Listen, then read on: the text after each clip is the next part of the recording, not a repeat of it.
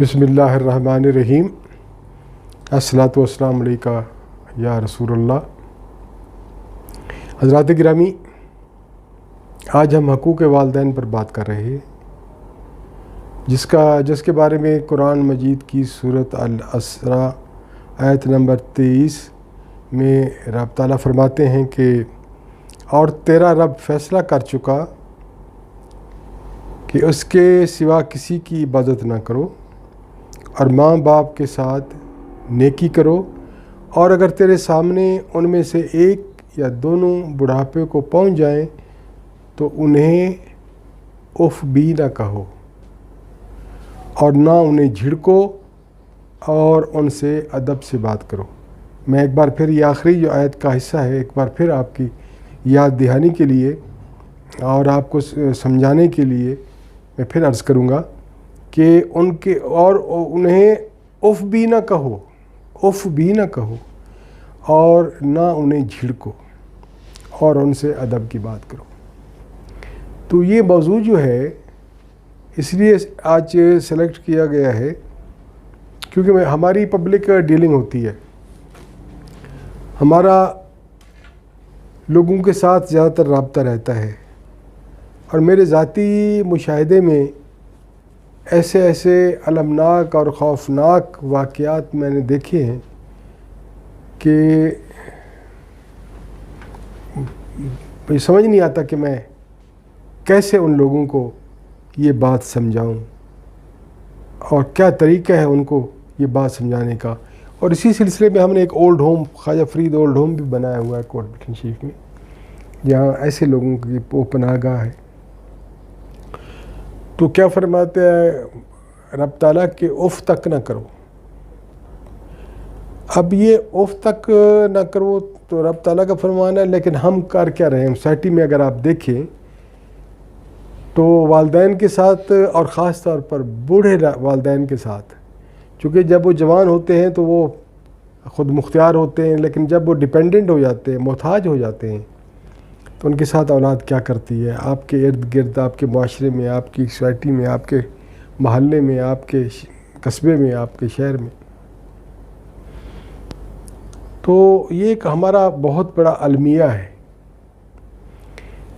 مجھے ایک خاتون ضعیفہ مجھے ملی دربار شریف پر، اور مجھے وہ رو کے کہنے لگی کہ میرے 8 بیٹے ہیں، میں نے ان کی شادیاں کی ہیں، ان کو گھروں میں آباد کیا ہے، اب 8 کے 8 مجھے مارتے ہیں۔ جب میں نے یہ سنا تو آپ اندازہ نہیں لگا سکتے کہ میری اس وقت کیفیت کیا ہو گئی۔ ایک والد اور والدہ 8 بچوں کو تو پال کے جوان کر کے ان کی شادیاں کرا سکتے ہیں، لیکن 8 بچے ایک بوڑھی والدہ کو برداشت نہیں کرتے۔ اور آقا علیہ السلام کی ایک حدیث پاک ہے، آپ فرماتے ہیں کہ کاش آج میری والدہ محترمہ زندہ ہوتی اور میں نماز پڑھ رہا ہوتا تو وہ مجھے آواز دیتی، تو میں نماز چھوڑ کے اپنی والدہ محترمہ کی خدمت میں حاضر ہوتا اور پوچھتا کہ اماں جی کیا حکم ہے۔ یہ ہے والدہ کا اور والد کا مقام۔ آپ نبوت آپ کا اظہار ہو چکا تھا، آپ ایک دفعہ چونکہ آپ پتہ ہوگا آپ کو کہ آپ بہت کم سن تھے جب آپ کی والدہ محترمہ اس دنیا سے کوچ فرما گئیں، تو وہ ابوا ایک مقام ہے، وہاں پر ان کا مزار ہے، تو آپ وہاں پہ گئے، اور وہ ایک ٹیلے پہ ہے یا پہاڑی پہ ہے، تو آپ نے صحابہ کو نیچے روک دیا اور خود تشریف لے گئے وہاں پہ، اور اتنے زور سے گریہ فرمایا کہ صحابہ کہتے ہیں کہ ہم سن رہے تھے، آواز ہمارے تک پہنچ رہی تھی، اور ہمارے دل بھی بڑے پریشان ہو رہے تھے کہ آقا علیہ السلام اتنی زور سے گریہ فرما رہے تھے۔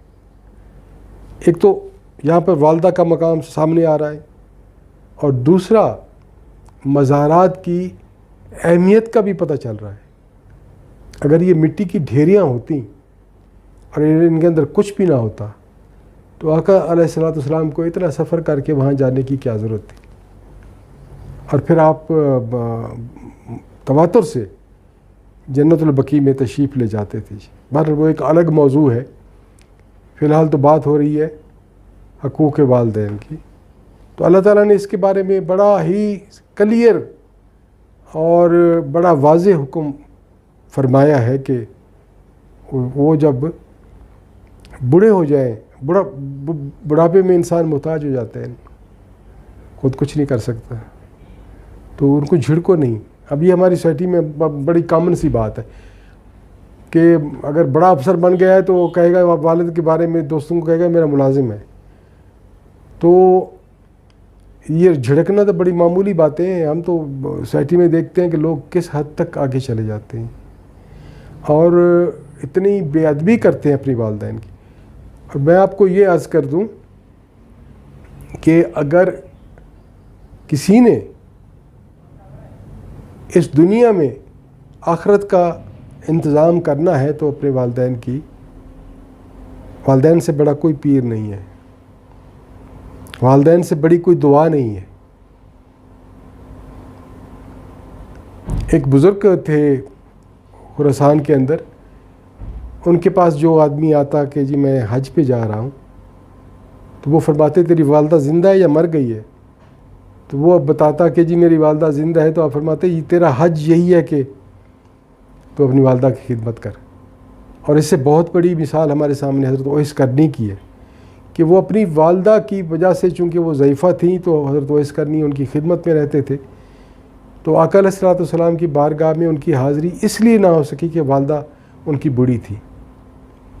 اور وہ اویس کرنی جن کے پاس حضرت عمر اور حضرت علی کو سرکار نے بھیجا اپنا کرتا مبارک دے کر کہ ان سے جا کے میری امت کی بخشش کی دعا منگوائیں. اب آپ اندازہ لگا سکتے ہیں کون جا رہا ہے وہاں پہ؟ حضرت عمر فاروق اور حضرت علی کرم اللہ وجہہ. اور بھیجنے والے کون ہیں؟ رحمت للعالمین، دو جہانوں کے مالک. اور وہ اس کرنے کو یہ مقام کس طرح ملا؟ والدہ کی خدمت کی وجہ سے ملا. وہ صحابی بھی نہیں ہے، وہ آقا علیہ الصلوۃ والسلام کی صحبت میں بھی نہیں رہے، لیکن والدہ کی خدمت ان کو اس مقام پر لے گئی کہ جتنے جلیل القدر ہمارے خلفاء، ہمارے صحابہ وہاں ان کی خدمت میں جا کے امت کی بخشش کی دعا کرا رہے ہیں. ایک یہاں پہ ایک اور بڑا اہم نقطہ سامنے آتا ہے کہ آقا علیہ الصلوۃ والسلام کو اپنی امت کی بخشش کی کتنی فکر تھی جس کی ہمیں بالکل نہیں ہے. تو آج سے ہم یہ تہیہ کر لیں. بالخصوص میں دربار حضرت خواجہ غلام فرید رحمۃ اللہ علیہ کے ساتھ وابستگان کو یہ درخواست کرتا ہوں کہ خدا کے لیے اپنے والدین کا احترام کریں. اگر آپ نے ایسا نہ کیا تو میں نہیں سمجھتا کہ کوئی بخشش کا کوئی اور راستہ آپ کے لیے بچ جائے گا. آج سے آپ تہیہ کر لیں کہ قرآن مجید کی اس آیت کے مطابق آپ ان کے سامنے بولیں بھی نہ اور غصہ نہ کریں اور ان کو جھڑکیں بھی نہ. بہت بہت شکریہ جی.